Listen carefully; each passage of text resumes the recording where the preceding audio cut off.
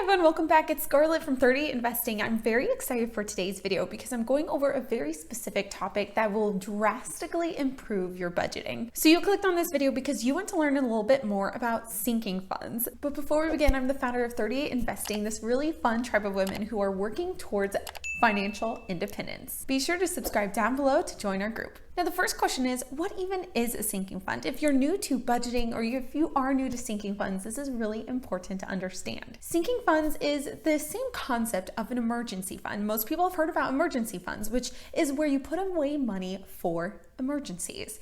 But what's important about a sinking fund is you are putting away money for expected expenses, right? An emergency fund is for unexpected expenses. A sinking fund is for expected expenses. So of course, your next question is, okay, so what type of categories of money fits into this? So here are a few examples. Think about Christmas. A lot of people spend $800 or more on Christmas. A lot of people spend over $1,000. Where does that money come from? Do you actually save up that money during the year? What about birthdays and vacations, car repairs, home repairs, renovations, decorations?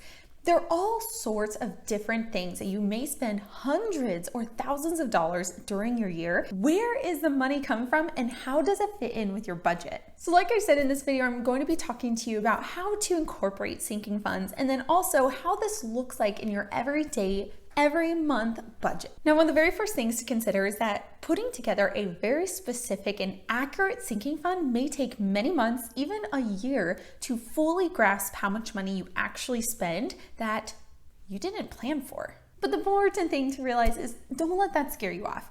This is something that you'll just gradually work on month by month, budget by budget, so that over time, within a year or so, you've got this kick-ass amazing budget and you are prepared for anything. Here's a way you can work on this. Every month when you are working toward your budget, really think ahead of that month. Think about the different things you want to save for, your vacations. Think about the home repairs, those car repairs, the vet bills, your prescriptions and your medications. Things like that you recognize take a lot of money or is very expensive, but you want to be able to save up that money over the year and not just try to pile all that money together at once. One thing a lot of my followers do is actually just track it on a printable. For example, if you keep a budget binder, or if it's something that you just keep on a corkboard, writing down all the specific things and how much money that you think annually or how much you have spent within the year when it comes to that category. With that in mind, keep track of the unexpected expenses throughout each month and write that down on your printable. Now, this is not necessarily an emergency expense, okay? An emergency expense would be your tire blew out and you now need to go get your car repaired or your new tire.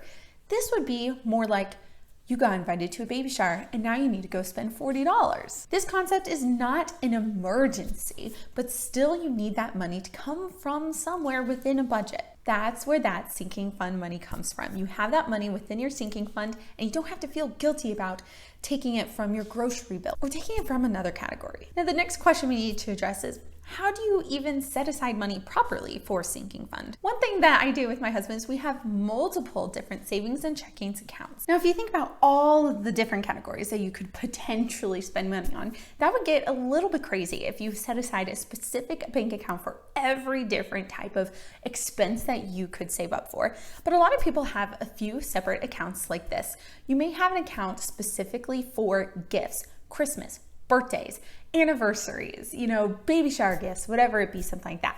And then a lot of people then have another account for vacations. So a lot of times vacations can be thousands of dollars. And so saving up specifically in your vacation fund is a really great idea. And then you just may have a third one for repairs. Things like you want to change the cabinets in your kitchen, or you want to be able to paint your house or do some landscaping. It's not an emergency, but it's going to cost a lot of money. So you have a separate account specifically for that. Or if you're really organized, you can just keep things written down and have it all pulled in within one specific sinking fund, and again, a savings or checking account. What a lot of people do is then decide and figure out how much money throughout the year extra that you need to be able to have for all of these extra expenses. Let's say conservatively that you need about $8 $8,000 to be able to afford all the extra things that you want and may need to spend money on. What you can do is then look at that money and divide it by 12 months, okay? And so